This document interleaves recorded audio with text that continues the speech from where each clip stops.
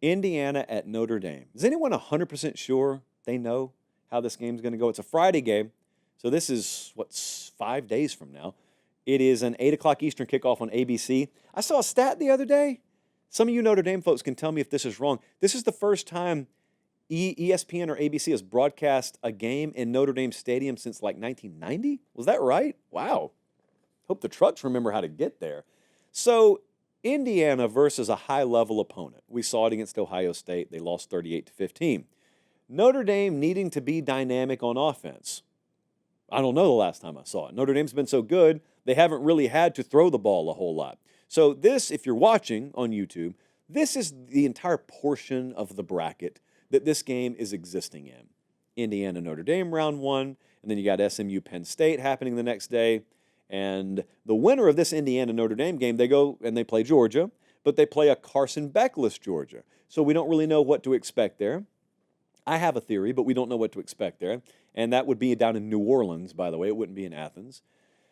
It is a workable, it is a navigable portion. You'd much rather be down here than be up in the death trap that is Oregon or that is Ohio State or Tennessee and what they have to go through. So, Indiana, here's what's exciting here. The temperatures are going to be in the 20s. It's going to be miserable, well, depending on your point of view. And it's very apropos that it's going to be that cold because we have something called the freeze point on this show. And the freeze point is just simply the minimum level of production, the minimum level of performance that you have to turn in for something to work. We call it the freeze point because water has to be 32.4 degrees Fahrenheit or lower to freeze. Anything above that, it doesn't matter. You can put water in 35-degree temperatures forever, and it won't freeze. 1 degree lower, or well, actually a few degrees lower, and it's going to freeze. And then it's a question of like how much below freezing can you get? Could it be 25? Could it be 20? Could it be 15? The water will freeze faster. But we know 32.4 is the magic number. So with Indiana, there was a level of play that we wondered, will they have it against Ohio State? They didn't. And so because they didn't have that, it didn't matter. None of their stats mattered. It didn't matter that they were number 1 in this, number 4 in that. It did not scale against a high-level team. This is the next opportunity. I don't think Notre Dame is as high a level a team as Ohio State. But you know what? I could be wrong. And also the matchups could dictate that there are certain things, like you don't have to be as good at receiver as Ohio State to be better at tailback, which they are, I think. So Notre Dame, number 3 pass defense in college football. Does that completely like clamp down Indiana here? Because the one thing I'm remembering is the best passing offense that I remember Notre Dame having to go up against this year was USC. That's when the backup had been put in. USC threw for 360 on them. Now, it was a game where USC was having to keep up. So the dynamic of the game was a little weird. But we did see one team throw the ball. Can Indiana do that? Big question. It's open-ended because I don't know. I think that temps in the 20s in a tough environment, Notre Dame does not miss a ton of tackles here.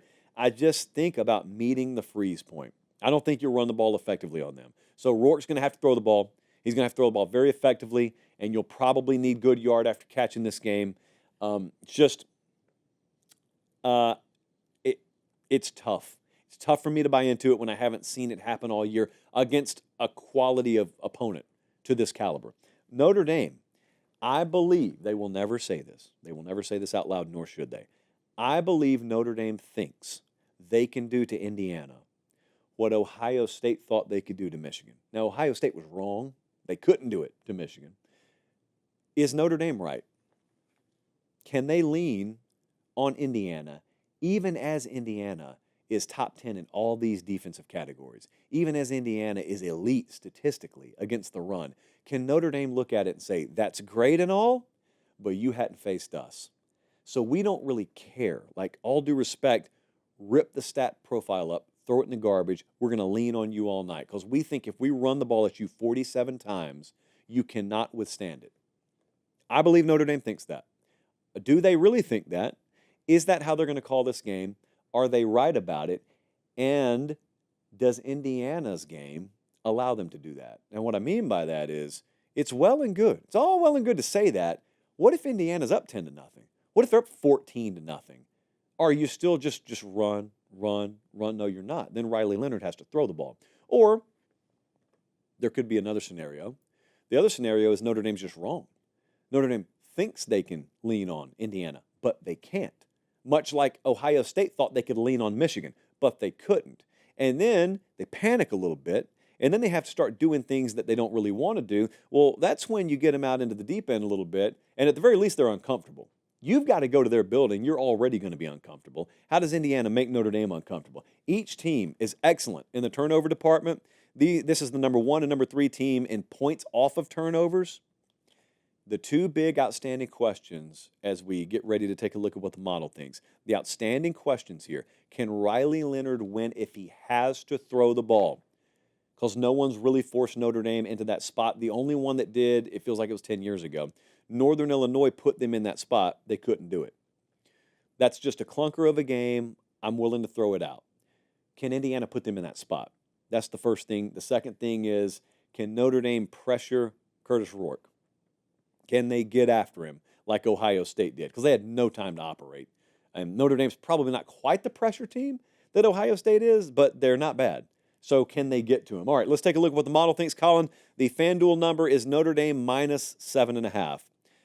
I've got Notre Dame a little bit bigger. I got Notre Dame minus 9.5. I feel like this program has been waiting on this moment for quite a while. And I think the redemption arc, if you want to talk about it in cinematic terms, from losing the Northern Illinois game to hosting a playoff game and getting it in your backyard and getting an opponent whose strength seemingly matches up against your strength.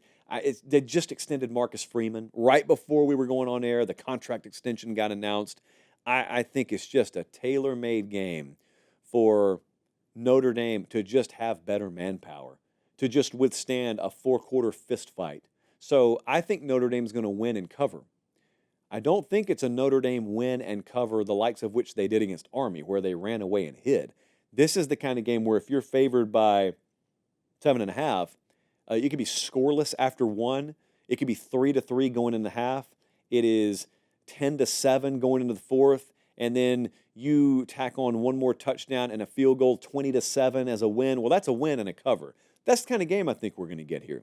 I just think Notre Dame's going to be on the plus side of it. So I'll take Notre Dame to win. I'll take Notre Dame to cover. I will tell you that's the hardest game, I think, to predict, because I think there are several paths where Indiana just wins the game. So I'm nervous about it, but I trust Notre Dame enough. I trust them to win and cover.